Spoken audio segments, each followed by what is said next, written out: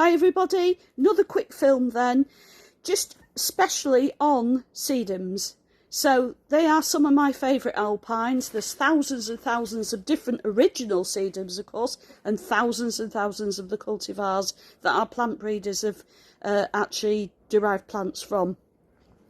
For simplicity purposes, taxonomy can be quite complex, but for simplicity purposes, it can be predominantly sedums that are the evergreens. They're the ones that have been derived, if not the originals, from the old stone crops. And then there's the ones that have been reclassified as the hylotelephalums, and that simply means that they are potentially herbaceous, allowing for dropping of leaves and so on, or dying right back if there's a severe winter.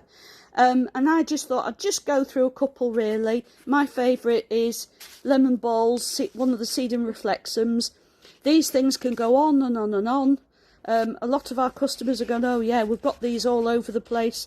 You can stand on them. They're fabulous coming over walls. They're marvellous in hanging baskets and in little plant boxes if you've only got a balcony or a windowsill.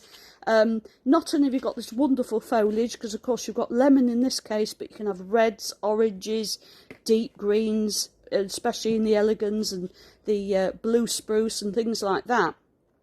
They're dead easy to take cuttings from, but they also produce magnificent flowers midsummer, June, July. In terms of trimming, you can allow it to spread, but a lot of people like tidier plants. It is simply a matter of, with your snub nose scissors or your snippers that your florists use, simply snipping the edges off. And then I'm always saying to customers, you know, I mean, I'm not from Yorkshire, but I'm married to a Yorkshireman. It's a shame to throw things away. And indeed, with these cuttings, you can very, very easily just pop that in gritty, sandy soil. No root compound, no water needed, just gritty, sandy soil. Or indeed, in terms of the sedum reflexum, you can actually put it virtually straight into gravel. It is that good.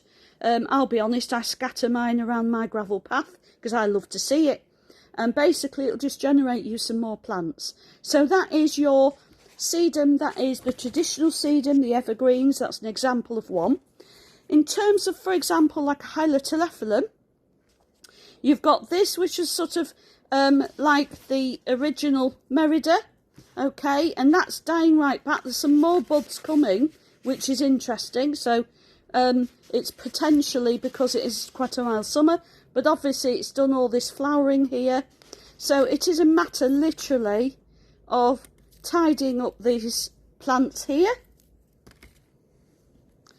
Right back.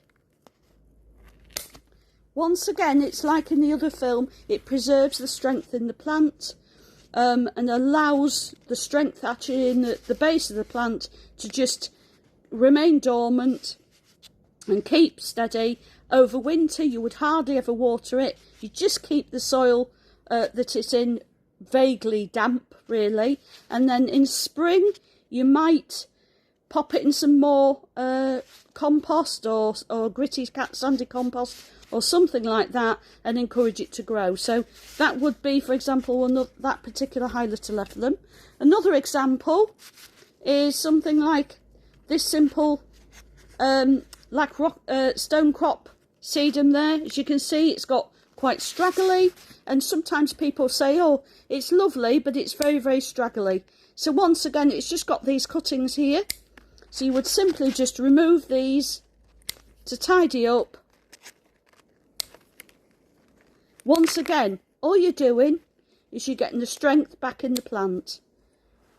Tidying up your plant, keeping as dry as possible during these wet winters.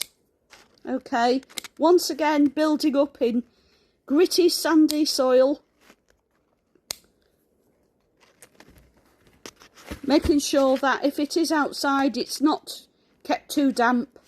And then you've got this glorious carpet that will grow again and just generate more and more plants for you.